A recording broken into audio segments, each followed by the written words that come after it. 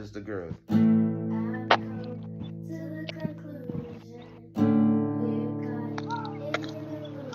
One more time.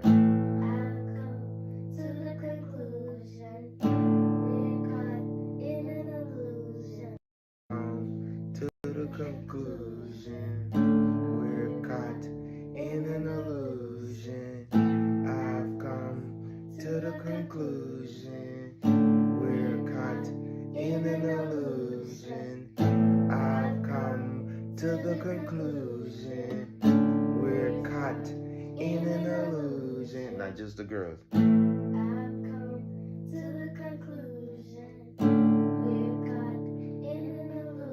One more time.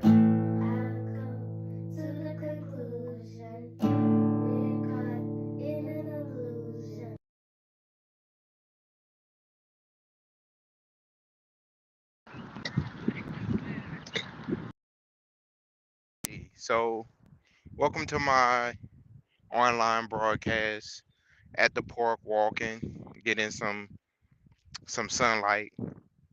So, I want to talk about Uncle Bobby Hemmitt. I want to talk about music.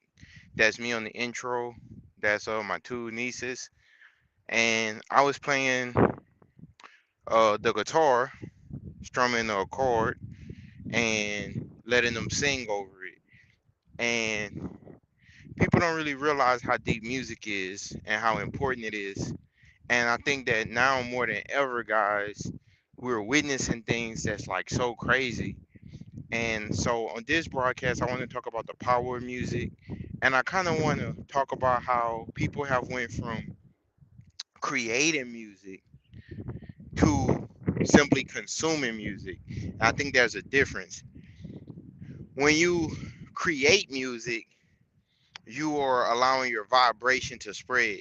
When you just consume music, you're taking in the vibration, and there's nothing wrong with consuming music. Consuming music is a part of life, but it's just different when you're consuming it and you don't create your own. So I'm all about creating my own tunes, and I've always been like that.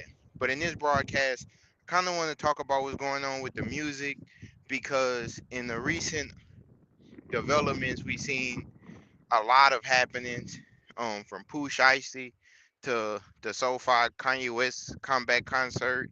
We've just seen so much in the past few weeks. And so I want to talk about the power of music. So if you're joining me, hit a like. I would appreciate it. If you're watching me on TikTok, stick around. If you're watching me on YouTube, I appreciate it. And Twitch, Restream, and these other sites that I'm streaming all at once, I appreciate you for the space and the broadcast. We're living in a world now, man. We can stream to three, four, five different channels all at once. You know what I mean? So that's just a beautiful thing. And I like to thank everyone. We're going to talk about music though. So I'm going to play Uncle Bobby Hemmitt, and then I'm going to talk about some of his clips of what he was saying. So here we go. Most of the music now, you can't dance off rap anymore. It's a very low tempo, cool stuff. And once they get you so that you can't dance, you can't move, and you can't get into an altered state. You see, there are some tapes. There was a good tape I bought on astral projection, and they talked about different ways to astral project. And they were saying that sometimes runners will be running, and when you're running and breathing, they astral project. So dancing puts you in an altered state of dimension, altered state of consciousness. So the way the rap is now is very low. You can't dance to it on a high energy level. But if you go to Europe, they jam it. Like we used to do here. And so therefore, it destroys the melanin. Plus with all the other bullshit they put into it. Plus it's very egotistic. And it destroys the melanin. You see what I'm saying? Very keeps you understand that. Okay, so when I first got into music, you guys, my first genre that I fell in love with was simultaneously, it was two genres. It was country music and it was hip hop. And I love the storytelling of country music and blues and I like the same elements in hip hop, but they added the 808 to it and the snares. So it was more percussive.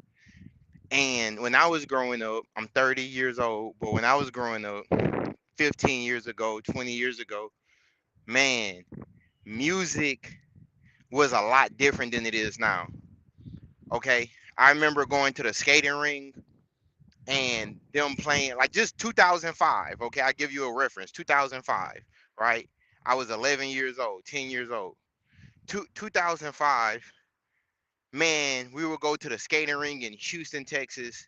Um, and man, the music that they would play, like Usher, Little John, 50 Cent, and even back then, like that music was still more upbeat. You could dance to it. Like the skating ring was just so lit. It was the place to be as a kid. But in modern times, I want you to feel me. Not saying that we don't have good music now, but you don't really see the kids dancing to the music that's out now, right? Yeah. You don't really see the kids dancing to the music anymore. Um, you just it's very strange, and I witnessed the change. So I would like to know, who are your favorite artists? What genres did you first fall in love with, and did your music taste change over time? Because my music taste definitely have evolved. Now he was talking about Europe, and he was talking about how in Europe, um, they were dancing. I could relate to that because I was overseas in Colombia, and when I was in Colombia, I went to a nightclub, and they were playing Latin music, and the men and women were literally two-stepping, dancing with one another. And I was like, dang, they don't do this in the States. So I've actually experienced and seen the cultural difference. So music is a spiritual thing, and we went from consuming music. Well, generations ago, people had to make their own music, right? But now a lot of people just consume music. It's a difference, right? And an argument could be made that in the future, music may not even exist, right? Because we're using this technology and these different elements to where music may not even exist. There was no such thing as dumb people in Africa. Wasn't no such thing as dumb children and all it. Dumb children. That's only based on the European not knowing how to teach or deliberately putting people in certain sections to make sure that they don't go up. Only thing you got to do with a child is just tell a damn child that it's going to be smart, and it automatically supposes itself to be smart, even if it's an idiot. If you tell it it's smart, it would automatically say, well, I'm supposed to do these things, and it will send messages to the brain. You see what I'm saying? It's just like that old thing, the bumblebee, the wingspan of a bumblebee is no way it can fly because the body is too heavy, but the bumblebee don't know it can't fly, so it flies anyway. You see what I'm saying? So, only thing you have to do, only thing the ancient Egyptians did, they just told them. Case in point, what's what happened to Duke Ellington. His mother told him he was the greatest child ever born. So when Duke stayed home, got sick, when he was in elementary school, he got sick for 2 weeks and learned how to play music, compose, write, read music, and compose music, and became the greatest composer of jazz of all time. You see, and it just came to him. Learned how to play all the great stuff. He learned how to do it in 2 weeks in elementary school. That's because his mother told him that he was the greatest ever. So we're talking that type of psychological ramifications on why we fail. And so I definitely could believe that, because think about this. So many kids, and I work with kids. I'm actually at the park with my son and my two nieces right now. So many young kids want to learn things. I've talked to so many adults that told me, "Oh, you play the guitar, or you're learning the guitar," or like they might find out that I speak Spanish, and they might like, "Oh, you taught yourself Spanish?" They're like, "Oh, I always wanted to learn the second language, or I always wanted to learn an instrument." And a lot of people are like, "Dang, why? Well, you know, oh, something went wrong in my childhood. But it's what we tell our kids. If you tell your kid they're smart, if you tell kids that they could do anything that they put their mind to, they're going to grow with that. A lot of kids have their self-esteem destroyed at a very young age. So when they grow up, man, they're damaged, you know. And one of the things about adults is I think adults stop living long before they reach old age. Like we're living in the time now, man. You got people calling people 25 years old elderly. You know, it's like we living in a world where people want to be stuck in a childlike state. So like, yeah, when it comes to the music, it's still really good music out there. Don't get me wrong, but it's not really promoted. I heard a guy the other day playing a guitar. It was a video, random guy playing the guitar, and the guy walked up to him, and then they started making music together, and they instantly made a hit song. So you got to think about the top 40, the top 50 songs. Do you know that the top 40 songs are usually written by the same people? You know, so it's not as much creativity as people might think it is. You know, everything is so controlled now. And I just wish that we lived in a time and we create a future rather where kids are allowed to pursue music, pursue their crafts, and music is just as important as medicine, you know, and other things because music can actually change your whole vibration. It could change the way you feel. It could make you happy. It could make you sad. You can use music to teach so much, and I believe that that's why our music has been so corrupted and destroyed. You know, and I'm not trying to say like, oh, you got to listen to gospel or anything like that. No, you could listen to what you listen to, but how does it inspire you when you're done listening to it? Does it make you feel good? Does it make you feel sad? These are the types of things you should pay attention to. You know, have you ever heard a song and it just made you so happy, like, oh, I love that song. Like, I haven't heard this song in years, but it was stored in your subconscious, right?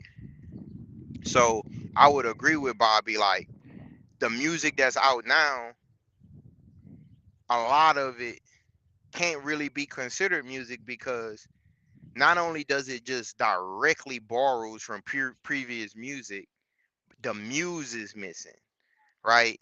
The muse is missing from today's music. And I'm gonna play a clip by Uncle Bobby Hemmitt, who's not my real uncle, but I vibe with him on such a vibration. I claimed him as family because it's like that, you know.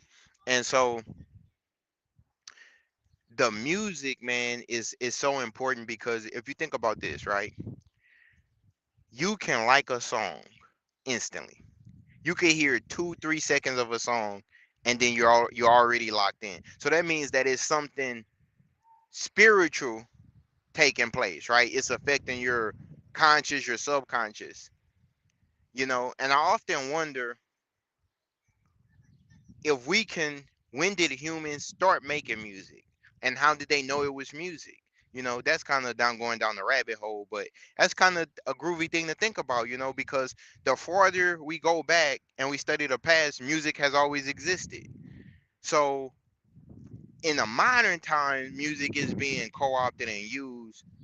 Some people say to corrupt the youth. I mean, we got songs that's out now on the radio saying things like B B B B B, You know what I'm saying? Like profanity, vulgar, and like, you know, we all like a little bit of ratchetness. Like we like to like let loose. I get it, you know, but some of the stuff is just so outlandish. Even if you like outlandish stuff, it's some stuff that's out here that's like, man, we can't even like turn that off. You know what I'm saying? You listen to that every day. The kids call it brain rot. A lot of the music that's out now is straight up American brain rot. You know, Most of the music now, you can't dance off rap anymore. It's a very low tempo, cool stuff. And once they get you so that you can't dance, you can't move, and you can't get into an altered state. You see, there are some tapes There was a good tape I bought on astral projection.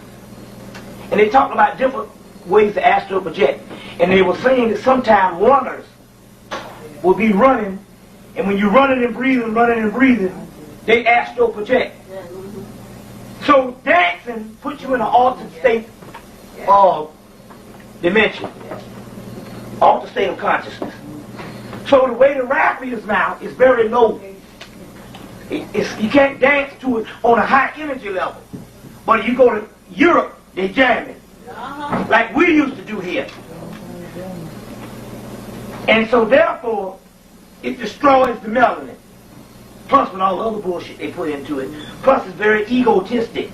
And it destroys the melanin. You see what I'm saying? Very keeps you understand that. 98% of most music that we hear now is sampled music from the past. This is a way to make sure that the muse don't progress into the future. The other part here is a modified, homogenized, pasteurized, watered down version on a lesser repertoire of the deepest type of sophistication music can be. You got the opposite. So smooth jazz is a simulation of jazz. It's more instrumental R&B. It's gimmicks that sound pleasant more than complex rhythms to inspire to a new paradigm. There's a difference. It's the lesser repertoire. You can have a gimmick, something that is repetitious, that becomes a theme music for a background, other than a breakthrough music to catapult you and jolt you into the future. There's a difference. There's a difference between gimmicks. For all intents and purposes, rap music, although it's one of the greatest phenomenon on the planet, 98% of it is now gimmicks. Because the music part is nothing but fragments of stuff that was already made in the past. So that's the gimmick.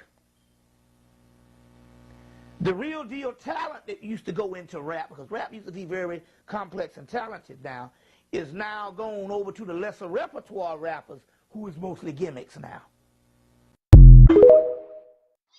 Man, and it's so deep what's going on, you guys, because we're living in a situation now where the music that's out now, man, if we're gonna be real, you know, the music that's out now, a lot of it isn't even good. I tried to listen to the radio the other day, and this might get me flagged. You know, sometimes these streaming sites are funny when you talk about like the things that they're promoting. But I listened to the radio the other day. The singing was horrible, and I'm not a singer, so I'm not dissing, but it was like it just really wasn't good. And they were like, "This is number 11 on the charts. This is number 10 on the charts." And I sat there, I'm thinking to myself, like, man, where is the music that's good? You know what I mean? That touches you. And so I feel what Uncle Bobby was saying. And when it comes to hip hop, imagine this, man. If you ask the average hip hop fan, and I am a hip hop head, you know, but if you ask the average hip hop fan, who is your favorite artist? They're all going to name the same people. That's problematic, guys. Is hundreds of hip hop artists that have existed over the years. How convenient is it that everyone's favorite top five consists of two or three of the same artists? That's how you know collectively we all been brainwashed, because we would all have different favorites if it was really about the art form, because there's so many variations in style. The same with jazz.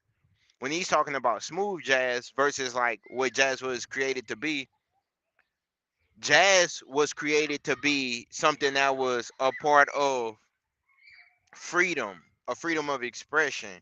Whereas the smooth jazz and a lot of the stuff that you hear, it all sounds the same. And see, I think that part of the reason that music isn't as good as it could be is because labels and these different entities, they want something that's already formulated that people are given to like. So when people already like something, just create another one that's like that, right?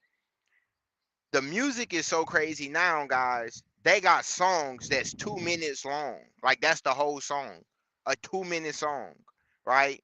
And it's really blasphemous when you get into the point that it's like if you know music history, especially American music history, and you think that the United States, New Orleans, I got who that on my shirt, New Orleans is arguably the birthplace of jazz music. You know what I'm saying? And all of the people who has been pushing music forward is always the people who are coming from disenfranchised communities, right? So the music thing is really deep, man, because it can be argued that music don't even exist in the mainstream anymore. That's how I would describe it. It's like music doesn't exist in the mainstream anymore. It still exists. It's just it went underground again. You know, you gotta know somebody that makes music now. You know what I mean? And I'm gonna interrupt this broadcast with a quick commercial. To the conclusion, we're caught in an illusion. I've come to the conclusion, we're caught in an illusion. I've come to the conclusion, we're caught in an illusion. Not just the girls. I've come to the conclusion, we're caught in an illusion. One more time. I've come to the conclusion, we're caught in an illusion. We are more than just West African. Right. We are everything on the planet, and especially the ones in the Western Hemisphere, and especially the ones in America. We are all of that. Now the History Channel proved last year that the Moors was over here just through white people ancestry, where they got a group of white people, they said it had African American in them, Arabic, some type of Moor, and Northern European. Anyway, it was some sons and daughters of the Moors. They call them the Melungeons. So they got this stuff, and they said Elvis Presley was one, Ava Gardner was one, Abraham Lincoln. Same stuff that J.A. Rogers was saying years ago.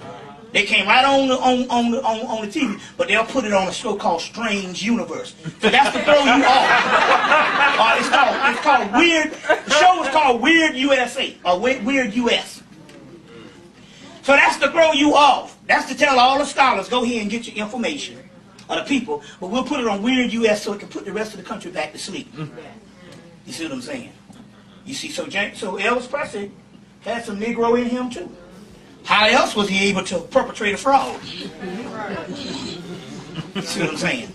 So they admit these things. So, but my point here is, what you said, well, what does that have to do with us? It is still saying that there was this Moorish element, just like the Moors said, already in the United States. You understand what I'm saying? And they are now, the History Channel now, anytime they talk about Aztec, and especially the Maya, they did 3 shows, and each show, they mentioned that the Maya was nothing but an offshoot of the Olmecs.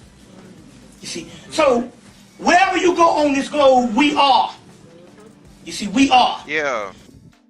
You know, and I want to add that, you know, a lot of the instruments that we listen to, like the guitar, the banjo, and you know, these different types of music, a lot of this music and instruments came from Spain or Andalusia when black Moors was moving into Europe. Then you go back on this side, you got all of the music that was made in the Americas. And a lot of the advancements that was made in the Americas was pushed by Black Americans, you know?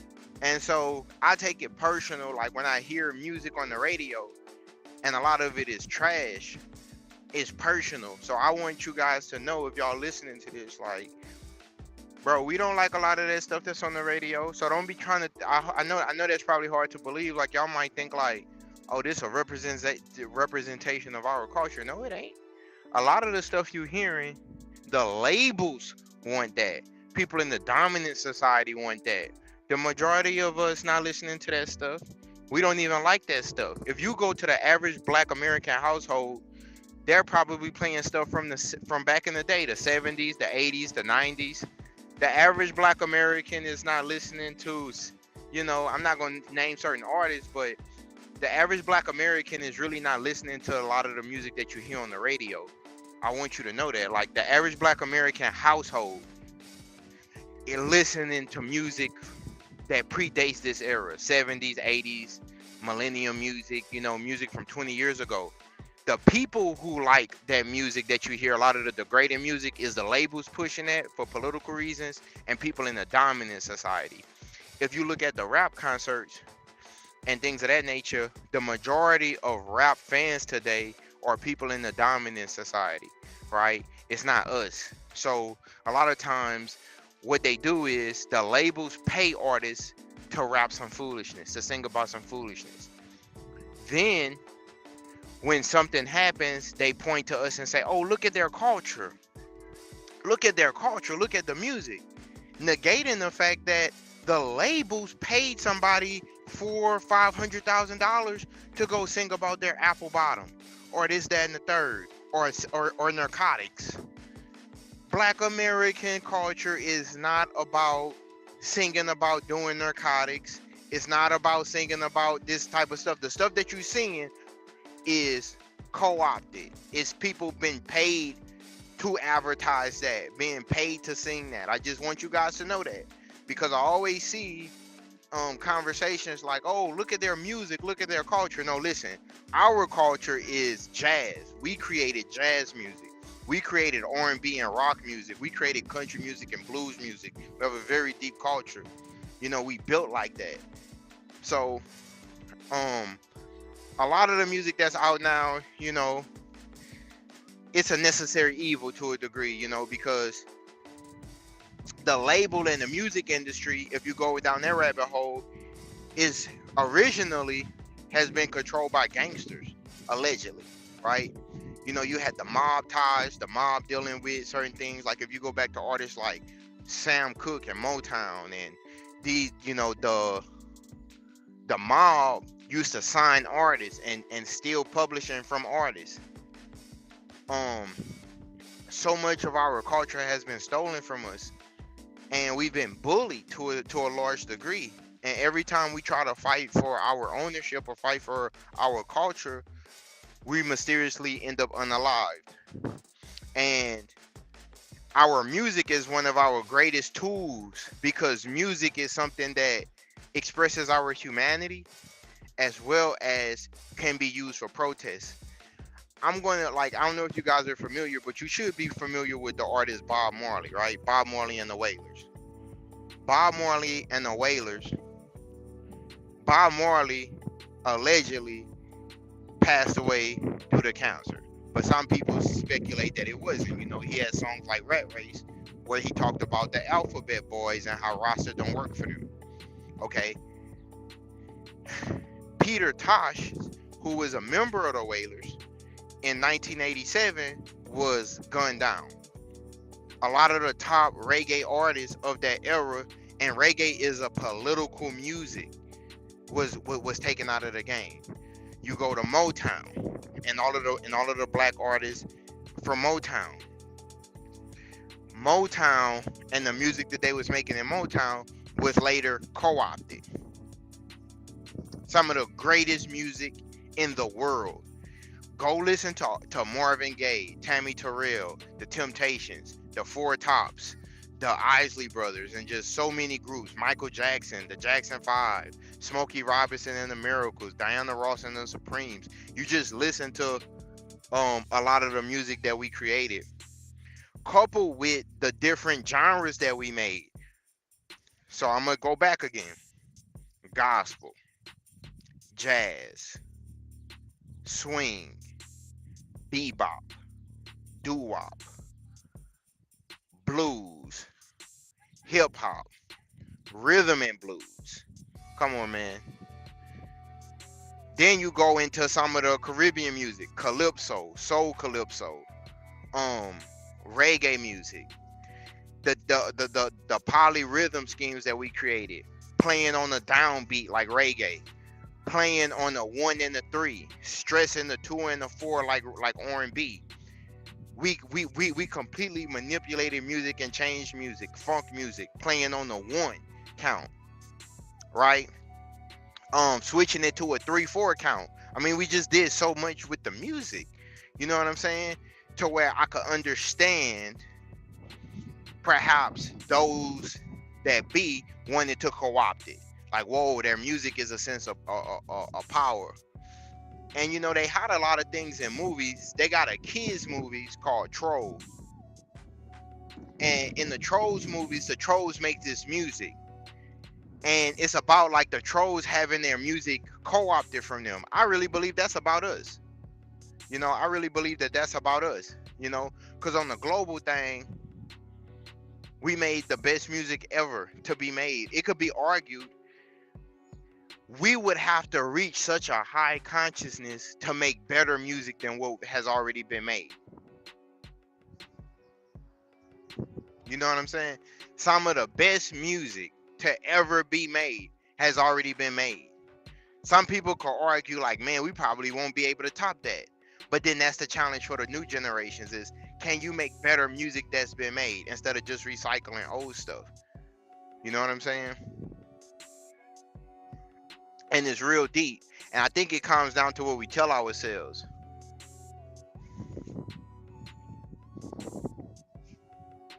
There was no such thing as dumb people in Africa. Wasn't no such thing as dumb children and all it. Dumb children. That's only based on the European not knowing how to teach or deliberately putting people in certain sections to make sure that they don't go up. Only thing you got to do with a child is just tell a damn child that it's going to be smart, and it automatically supposes itself to be smart, even if it's an idiot. If you tell it it's smart, it would automatically say, well, I'm supposed to do these things, and it will send messages to the brain. You see what I'm saying? It's just like that old thing, the bumblebee, the wingspan of a bumblebee is no way it can fly because the body is too heavy, but the bumblebee don't know it can't fly, so it flies anyway. You see what I'm saying? So, only thing you have to do, only thing the ancient Egyptians did, they just told them. Case in point, what's what happened to Duke Ellington. His mother told him he was the greatest child ever born. So when Duke stayed home, got sick, when he was in elementary school, he got sick for 2 weeks and learned how to play music, compose, write, read music, and compose music, and became the greatest composer of jazz of all time. You see, and it just came to him. Learned how to play all the great stuff. He learned how to do it in 2 weeks in elementary school. That's because his mother told him that he was the greatest ever. So we're talking that type of psychological ramifications on why we fail.